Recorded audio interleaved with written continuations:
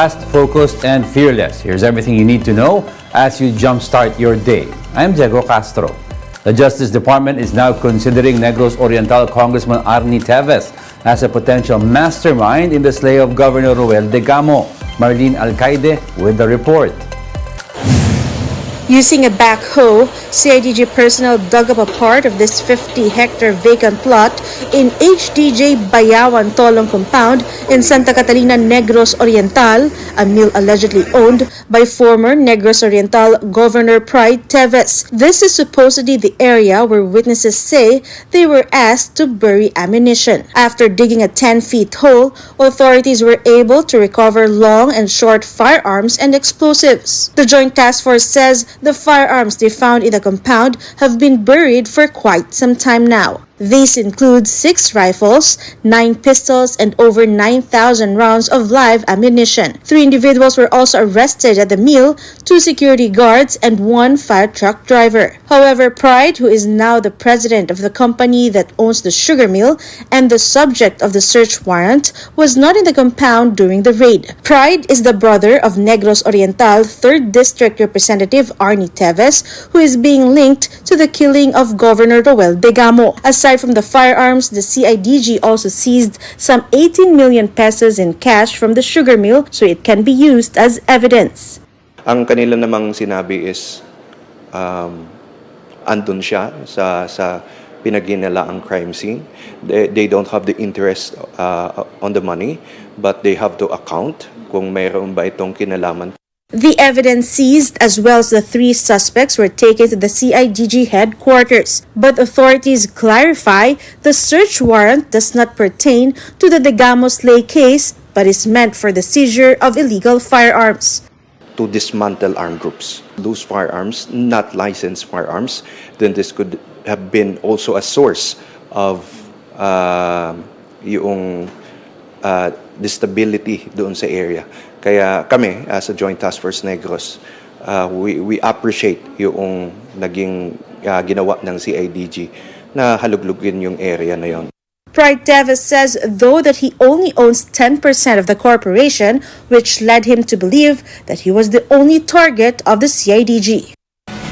I am the president because most of the stockholders are Manila-based and ako may pinaka-experience sa sugar milling.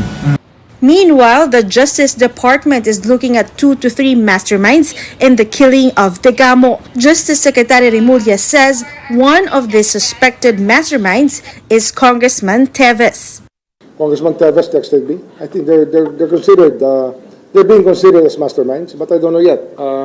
I have to get it from the panel of prosecutors. But right now, the way it's progressing, that's the direction we're heading to. Remulla says the DOJ will also call on Pride Teves to attend the preliminary investigation in relation to the explosives found in the sugar mill. For News 5, Marlene Alcaide, we are One News. Meanwhile, the petition issued by Degamo's widow, Pamplona Mayor Janice Degamo, to expel Congressman Teves has been referred to the House's Committee on Ethics and Privileges. The lower house confirms that the petition has been sent to the committee as it falls under their jurisdiction. But since Congress has gone on recess for the Holy Week break, the panel will convene by May 8. House's Secretary General Reginald Velasco notes, though, that the committee will study the petition during the break so that it can submit its findings and recommendations once it reconvenes. Mayor Janice Degamo wants Teves to be expelled over allegations of involvement in e-gambling, cockfighting, murder of several individuals. The second phase of NAIA's Schedule and Terminal Assignment Rationalization or STAR program will begin on April 16. Under the STAR program, international flights will be reassigned to NAIA Terminals 1 and 3. By April 16, Jetstar Japan, Jetstar Asia, Scoot China, Southern Airlines, and Starlux Airlines will be transferred to Terminal 3. On the same day, Philippine Airlines will relocate its flights to and from Singapore, Ho Chi Minh, Hanoi, and Phnom Penh to Terminal 1. On June 1, Ethiopian Airlines and Jeju Air will move to Terminal 3. And come June 16, all international flights of Philippine Airlines will move to Terminal 1. Meanwhile, under the third phase of the program, all domestic flights of Philippines Air Asia will be transferred to Terminal 2 by July 1. The MIAA is expecting an up to 25% increase in the capacity of Terminal 2, which will soon become an all-domestic facility. We'll be back with more stories after the break. Keep it here on One News.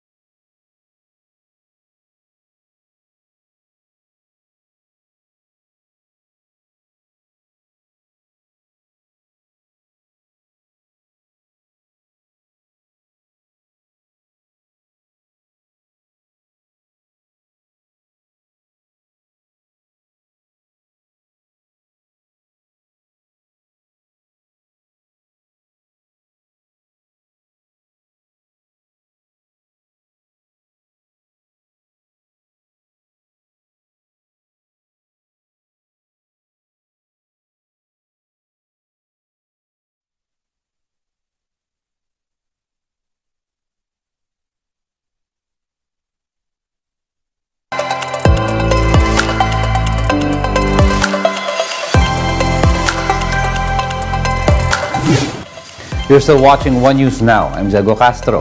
Pag-asa sees lower chances of rainfall across the country in the coming months.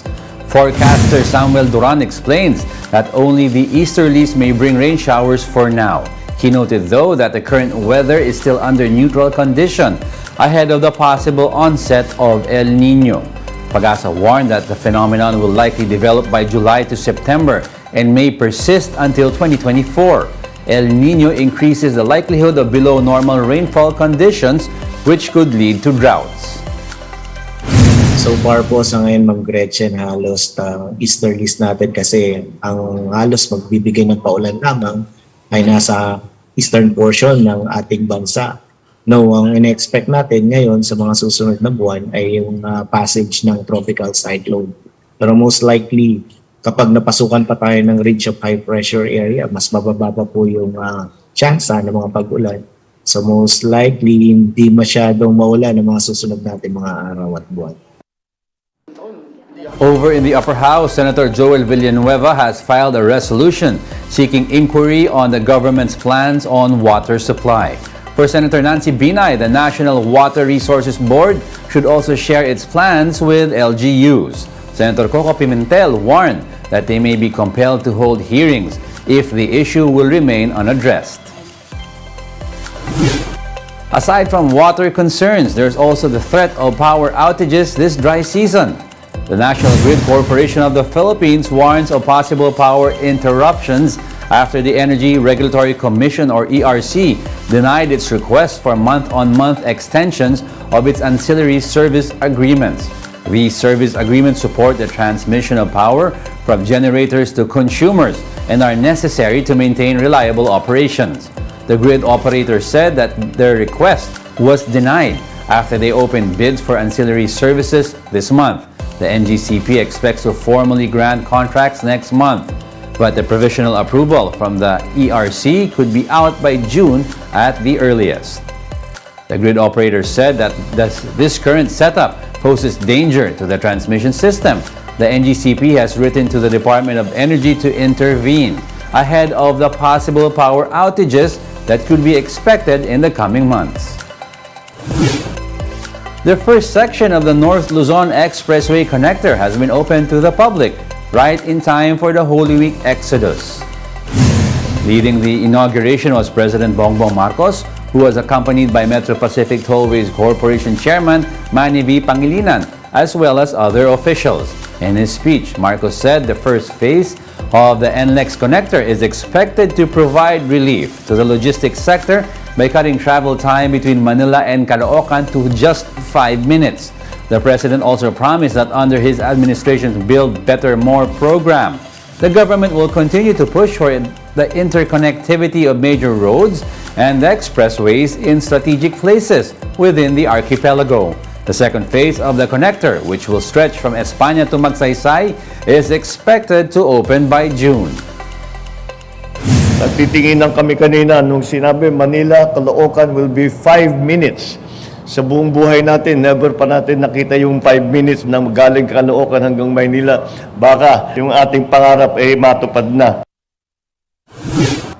And that's it for this hour. Join us again at 7:45 a.m. as we continue to monitor the day's biggest stories. I'm Diego Castro. We are One News. All sides, all the time.